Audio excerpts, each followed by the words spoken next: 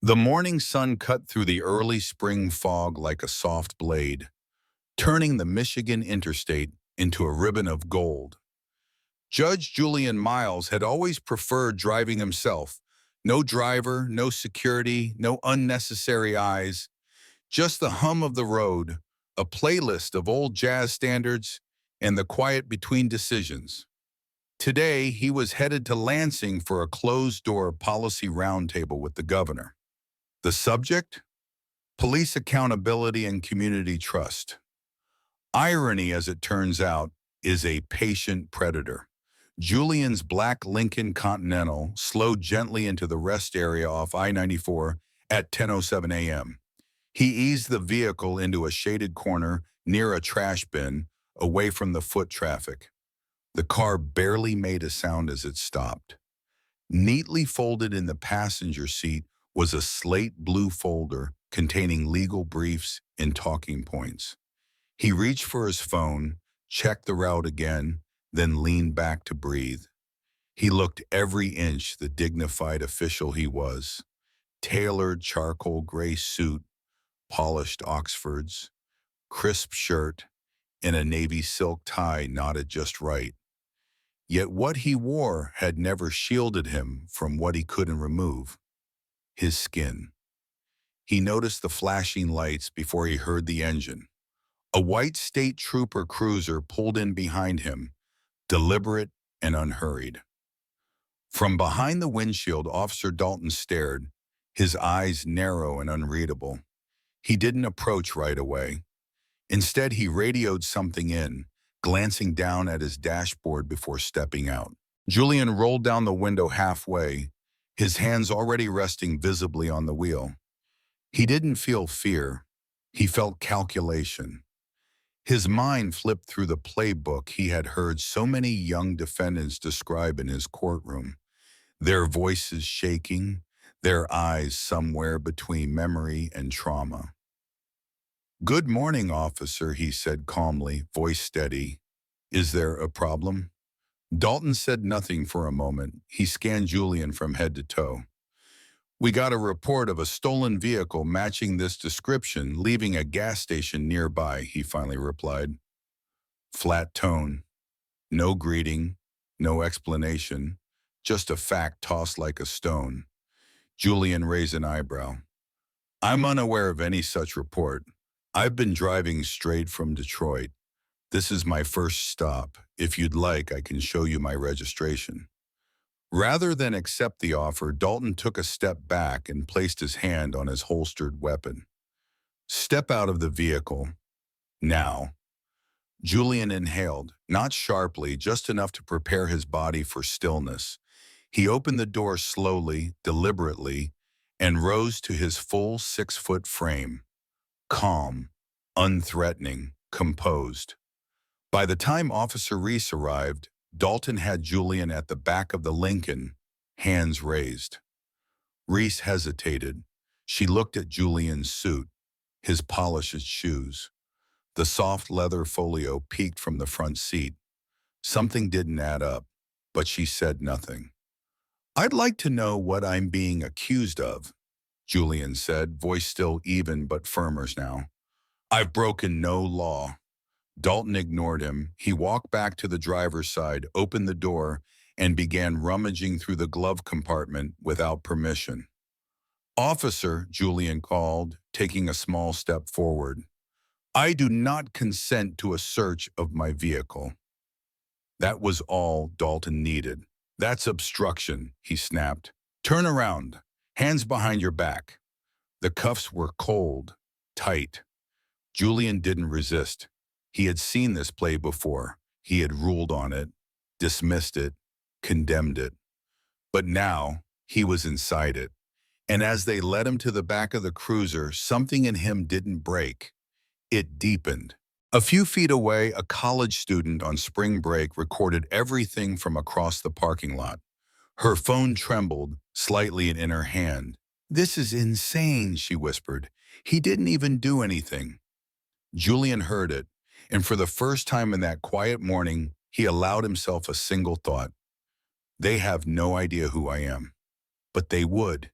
The inside of the Jackson State Police Precinct smelled faintly of burnt coffee and disinfectant. Overhead, fluorescent lights buzzed with a dull flicker, casting a sterile glow over everything they touched. Judge Julian Miles sat on a rigid plastic chair in the intake area, hands now free, but wrists still marked with the raw red rings left by the handcuffs. No one looked him in the eye. The booking officer, a young man with earbuds barely hidden behind his collar, typed Julian's information into the system without question, barely glancing at the government-issued ID in front of him. In this building, Julian wasn't a respected judge. He wasn't even Julian. He was just another middle-aged black man in a suit with a calm voice, which, paradoxically, only made them more suspicious. He had requested, politely 3 times, to call his office. No one said no. They simply didn't answer. They handed him silence like it was policy. The hum of activity in the precinct continued around him.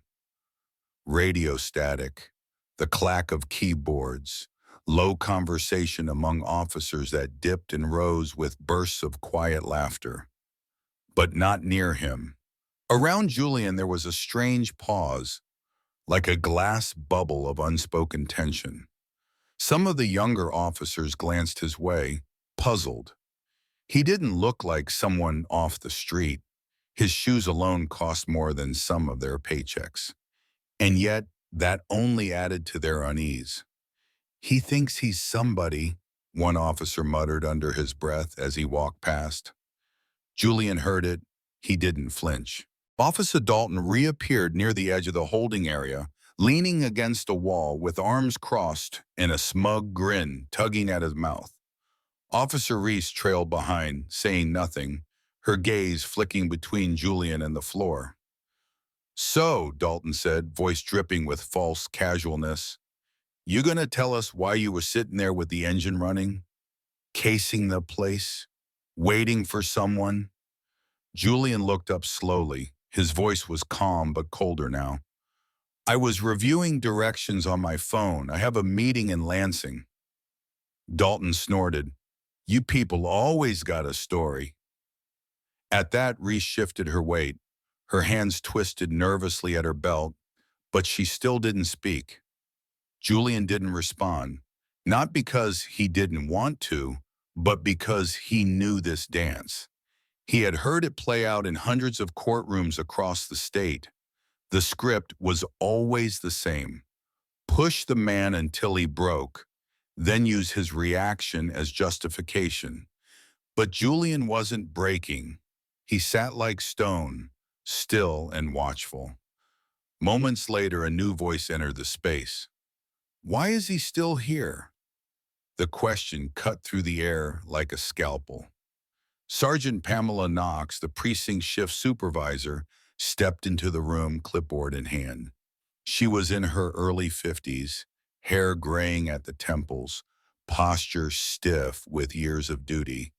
Her eyes were sharp, too sharp to miss the unease in the room. "Obstruction," someone said from behind a desk. Vehicle matched a description. No ID issue. Knox walked toward Julian, studied him, then glanced at the terminal nearby. "Sir, have you been read your rights?" "Yes, ma'am," Julian replied, "but I've been denied access to make a phone call. I've asked several times." His tone was controlled, but there was a steel edge to it now. Knox narrowed her eyes. "What's your name again?" "Julian Miles." There was a pause, a long one, then he added gently, "I recommend someone verify that name before this mistake gets any bigger." From behind her, Dalton chuckled. "He's been pulling that important man routine since we brought him in." Knox turned toward him sharply. "That's enough, officer." She moved quickly to the nearest computer terminal. Julian watched her fingers hover over the keyboard for a moment before she began typing. Name, date of birth, city. And then it happened. Her brow furrowed. Her eyes flicked to the screen. back to Julian, then to the photo in the system. Back to Julian again. A slow blink. Sergeant Knox stood abruptly. Her boots clacked across the linoleum as she re-entered the holding area. Dalton stood straighter. Reese took a step back. "You said you had a meeting in Lansing?" she asked Julian directly. "Yes," he said, not missing a beat. "With the governor." "And you are Judge Julian Miles?" He gave a slight nod. "That's correct." There was a pause in the air, heavy, and then, "Your Honor," Knox said quietly, "I apologize. This never should have happened."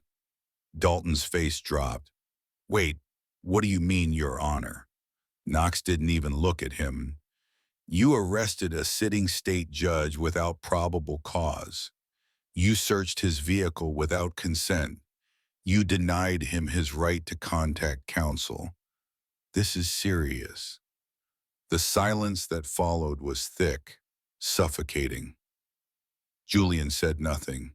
He simply stood, straightened his jacket, and looked at the clock on the wall. "I believe," he said softly, "I'm going to be late." Knox took a breath. "Would you like to call your office or have someone drive you directly?" Julian gave a tired smile, not smug, just weary. "Yes, thank you, Sergeant." She nodded, and as they walked together out of the holding room, something shifted in the building. Not just confusion, not just shame, but awareness. The man they thought they could dismiss had just become the man they would answer to. By early evening, the internet had already begun to boil. What started as a 27-second clip from a college student's phone, shaky, grainy, but unmistakably real, had made its way onto TikTok, Twitter, and a dozen other platforms before the sun had even set over Michigan. In the video, Judge Julian Miles stood calmly beside his car, hands raised in a posture of surrender that did not match his expression. He wasn't pleading.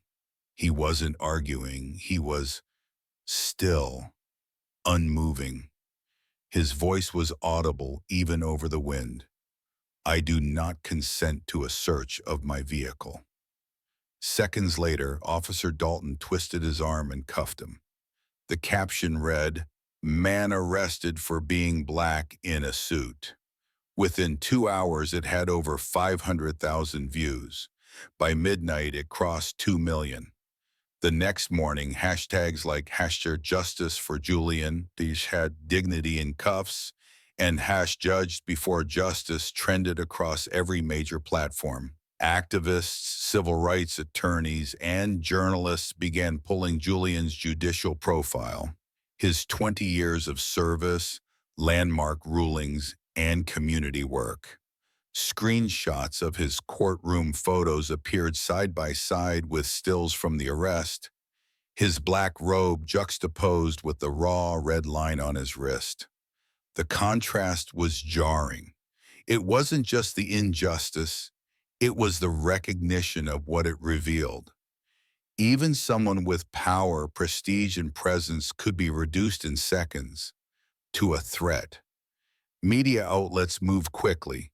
Local stations were first, then national ones followed as the story took on symbolic weight. CNN ran a late-night segment titled "From Bench to Backseat: How a Judge Became a Suspect in 60 Seconds." MSNBC brought on a former circuit judge who visibly choked up on air. "That man," she said, "is one of the most respected legal minds in the state, and they didn't even look at his ID." Meanwhile, at the Jackson precinct, the atmosphere had turned icy. Officer Dalton, once puffed with confidence, now sat red-faced in a private review room, his words clipped and defensive.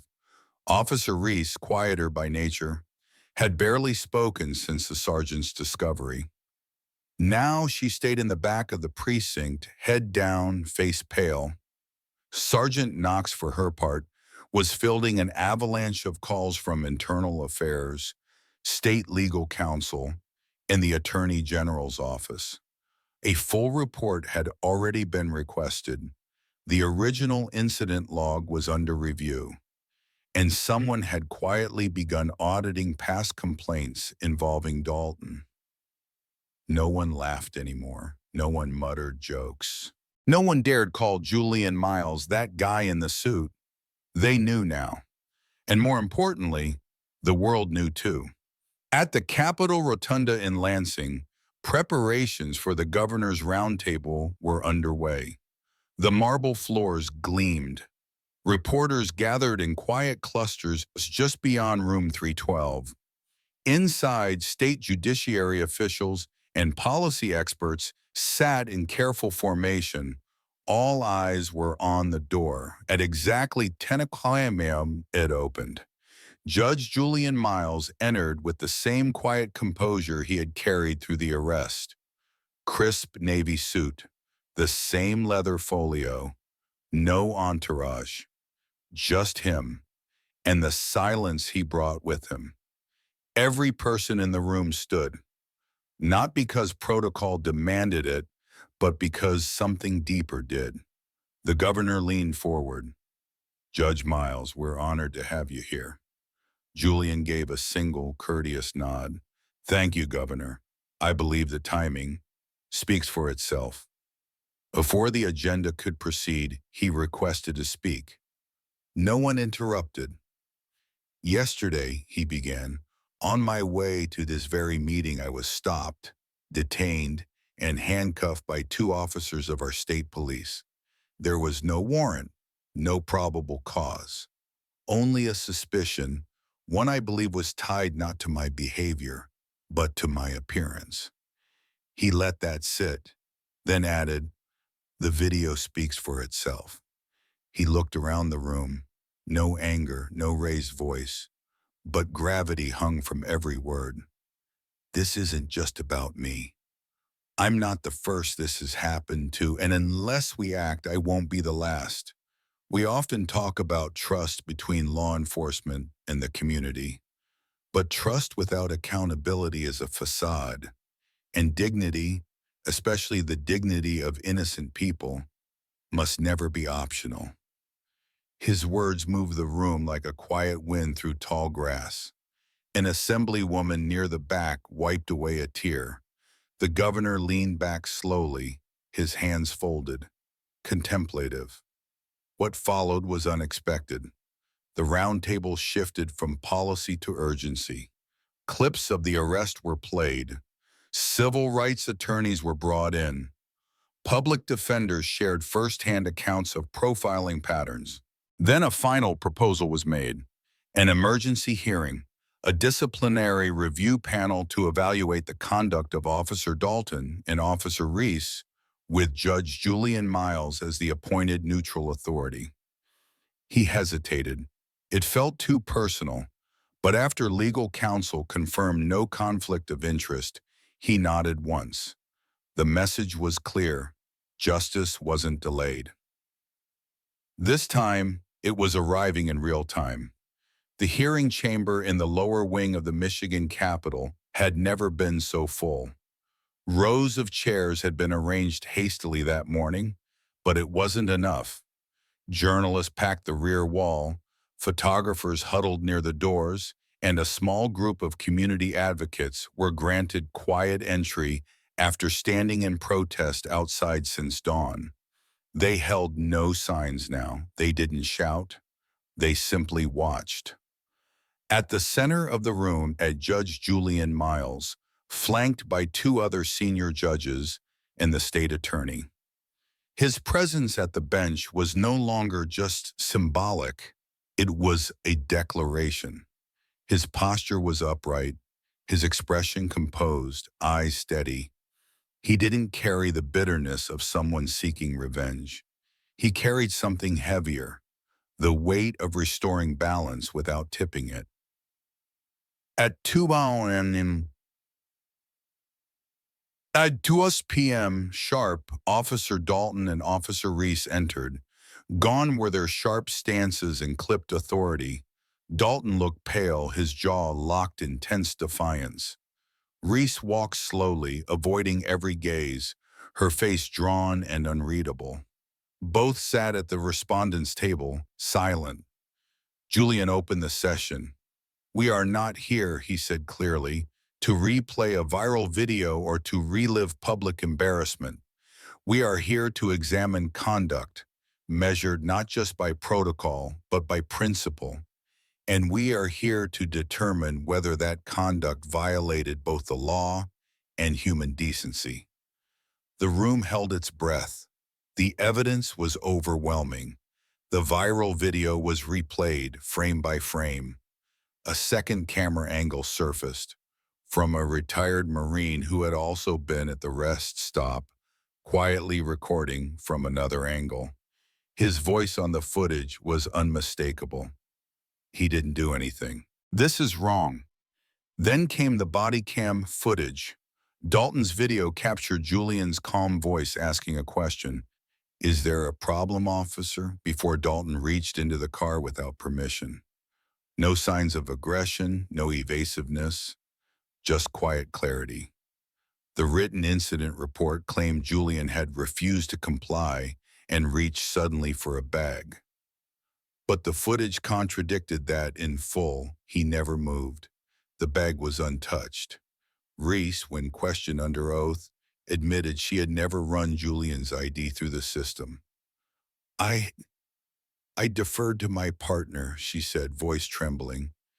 "He seemed sure you—" "But you participated in the arrest," another judge pressed. "Yes," she whispered. "I did." Dalton was combative when cross-examined. "I followed my training. The vehicle matched a report. I was within my rights."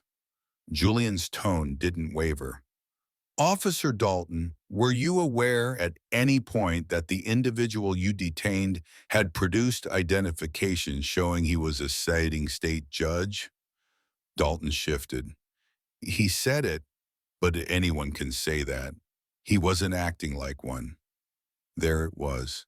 He wasn't acting like one. As if dignity required performance. As if calmness wasn't authenticity, but a trick. Julian didn't respond. He didn't need to.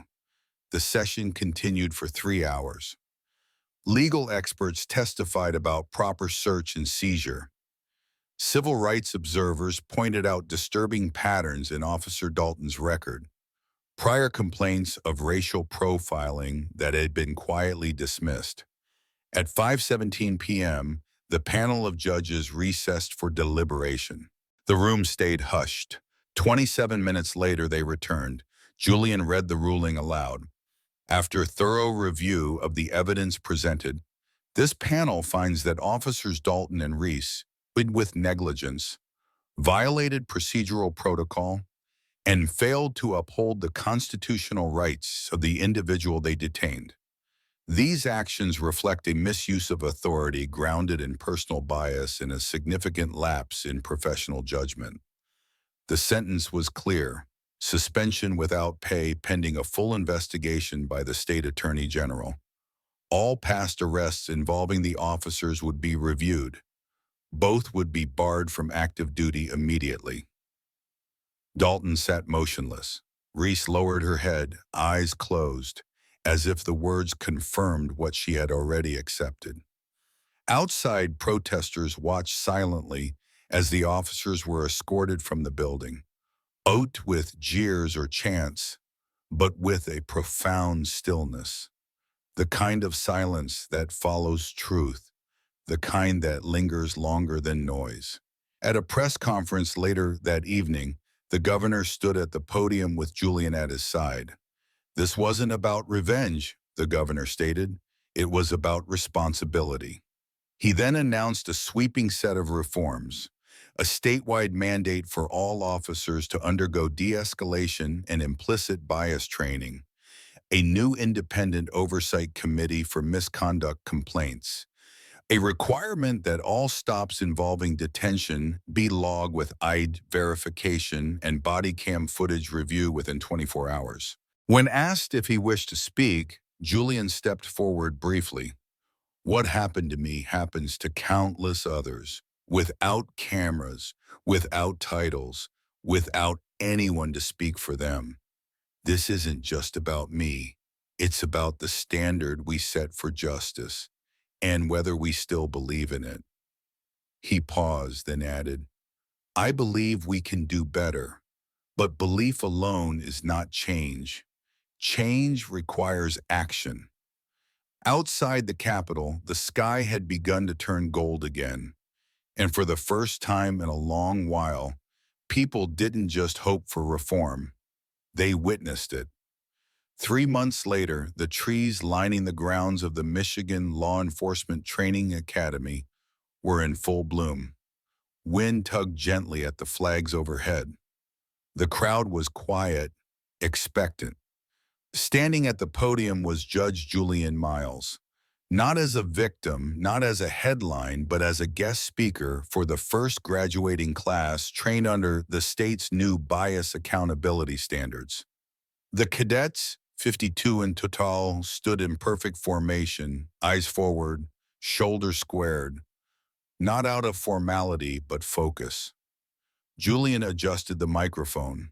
His voice, as always, was calm, anchored. 3 months ago, I was treated not as a judge, not even as a citizen, but as a threat. That moment could have left me bitter, but instead, it gave me purpose. He let the silence settle. You're not here to control people. You're here to protect them. That starts with how you see them, not as suspects, but as human beings. A young black cadet in the front row nodded, his jaw tight with emotion. Another cadet, a woman from a rural district, wiped at her eye.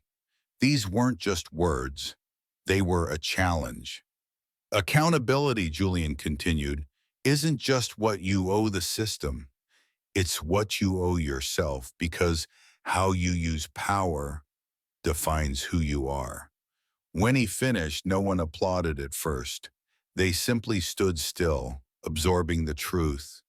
Then quietly, the young cadet stepped forward. Thank you, sir, he said. Julian gave him a single nod. Go serve with honor. As the cadets filed out, rejoining their families and futures, Julian stayed behind, watching. He didn't think of the cuffs, the cold chair, or the viral outrage. He thought of one thing: legacy, not the kind carved in stone, but the kind planted quietly in classrooms, decisions, and character. Message of the story: justice is not a reaction. It is a responsibility. True change begins when power chooses restraint and dignity becomes non-negotiable.